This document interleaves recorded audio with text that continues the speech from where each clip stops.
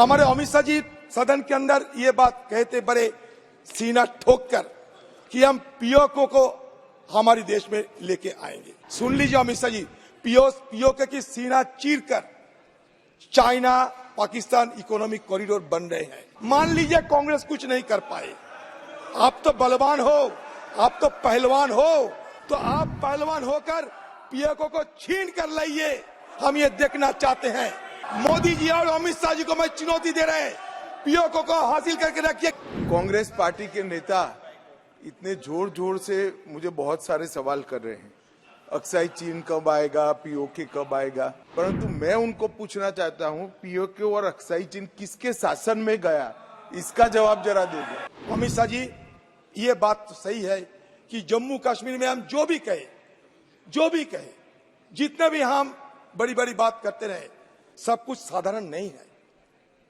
अगर सब कुछ साधारण होते तो सुप्रीम कोर्ट को इस विषय पे क्यों आने की जरूरत होती। हमारे अमित शाह जी सदन के अंदर ये बात कहते बड़े सीना ठोक कर कि हम पीओके को हमारे देश में लेके आएंगे। लेकिन आज क्या हो रहे हैं, आज पीओके की सीना चीरकर, सुन लीजिए अमित शाह जी, पीओके की सीना चीरकर चाइना पाकिस्तान इकोनॉमिक कॉरिडोर बन रहे हैं। उसका 3000 किलोमीटर की ओर रास्ता बन रहे हैं। आप कहते हैं कि हम पीओके के तरफ से किसी को नुमाइंदे बनाएंगे, लेकिन हमारा कहने का मतलब यह है, आप कुछ करके तो दिखाओ। मान लीजिए कांग्रेस कुछ नहीं कर पाए, आप तो बलवान हो, आप तो पहलवान हो, तो आप पहलवान होकर पीओके को छीन कर लाइए। हम ये देखना चाहते हैं। सदन के अंदर आपने बड़ी बड़ी बात कहते कि हम सियाचिन को हासिल करके रखेंगे, हम लद्दाख को हासिल करके रखेंगे। सियाचिन हमारे साथ है, लद्दाख को हम हासिल करके रखेंगे। आप लद्दाख में क्या किए हैं बताइए। अक्साई चीन को शामिल करेंगे क्योंकि अक्साई चीन पीओके के अंदर है, अक्साई चीन कश्मीर के अंदर है, पीओके कश्मीर की हिस्सा है। आपने कहा था, तो अगर आपने कहा था तो अक्साई चीन आप कब लाओगे, पीओके आप कब लाओगे। तो इसलिए पलवानी छोड़ के जो काम होना चाहिए, जुबान पे पलवानी, मैं जुबान पे पलवानी की बात करते हैं, ऐसा नहीं किसी को अपमान करने का कोई इरादा नहीं।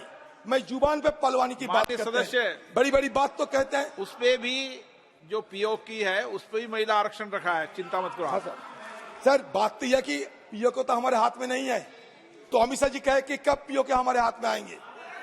बलवान पुरुष है इसलिए पूछ रहा हूं, ये दोनों सुबह शाम हाँ करके दिखाइए, चुनाव होने की पहले करके दिखाइए।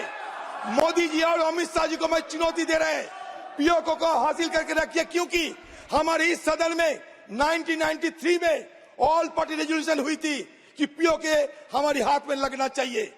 अब चीन वहां से सड़क बना रहे हैं, चीन के खिलाफ एक जुबान, चीन के खिलाफ एक बात नहीं कहेगी।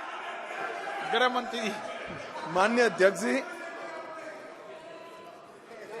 कांग्रेस पार्टी के नेता इतने जोर जोर से मुझे बहुत सारे सवाल कर रहे हैं, अक्साई चीन कब आएगा, पीओके कब आएगा। अब बिल तो वो पारित हो चुका है, वरना मैं जवाब दूंगा भी, परंतु मैं उनको पूछना चाहता हूं, पीओके और अक्साई चीन किसके शासन में गया, इसका जवाब जरा दे दो। बिल्कुल, तीन युद्ध लड़े हैं, तीन युद्ध लड़े हैं। अब तक कुछ नहीं हुआ, इसलिए कि हमारी देश में इंदिरा गांधी जैसा आयरन लेडी थी। 3 युद्ध हुई हैं, इसलिए बचे हुए हैं सब कुछ। इतिहास को विकृत मत किया करो। आप हमारी देश की गृह मंत्री है, सुबह शाम नेहरू जी के खिलाफ इस तरीके की अनवेरिफाइड बात मत करो, इस तरीके की इल्जाम लगाने की बात मत किया करो। आप क्लासिफाइड क्यों करके रखे हैं? बूचर की रिपोर्ट को क्यों नहीं डिक्लासिफाई कर रहे हैं आप, बताइए। सारे कुछ क्लासिफाइड नहीं रहना चाहिए। पुराने समय आप सब बातें बोल लिए हो, अब तो इस पे बिल पे बोल रहे हैं। सर बात यह कि सर किस समय क्या हुआ था इस विषय पे सर, अगर हमारी तरफ से ऐतिहासिक दृष्टिकोण की तरफ लंबी डिबेट नहीं करते, ऐतिहासिक दृष्टिकोण की छोड़कर अभी सिर्फ इल्जाम लगाने, आरोप लगाना, यह हमारे लिए सही नहीं होगा, क्योंकि हमारे कोई प्रधानमंत्री देश की इंटरेस्ट छोड़कर किसी दूसरे को मदद नहीं किए। लेकिन आज इस तरीके की इल्जाम लगा जा रहे हैं कि जैसे कि एक अपराधी थे कोई हमारे पूर्व प्रधानमंत्री। ऐसा नहीं, आप लोगों की इतिहास भी तुरंत देखो आप। सर अगर बोलने दीजिए तो सर बोल लेंगे। सर सर मैं बोलने दोगे ठीक रहेगा। सर मैं आप लोगों की इतिहास थोड़ा बताना चाहते हैं। अमित शाह जी श्यामा प्रसाद मुखर्जी की बात कह रहे थे उस दिन।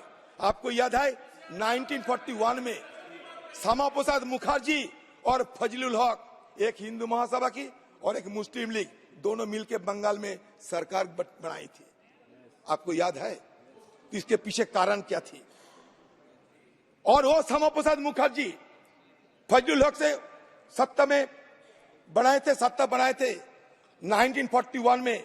ए ईयर बिफोर दैट, एक साल पहले, जो फजलुल हक वो पुराना बिफोर इज फॉलोआउट क्यों पढ़ते हो with the Muslim league had moved. Sir नहीं, ये कागज पढ़ चुके हैं पुराने रिकॉर्ड में।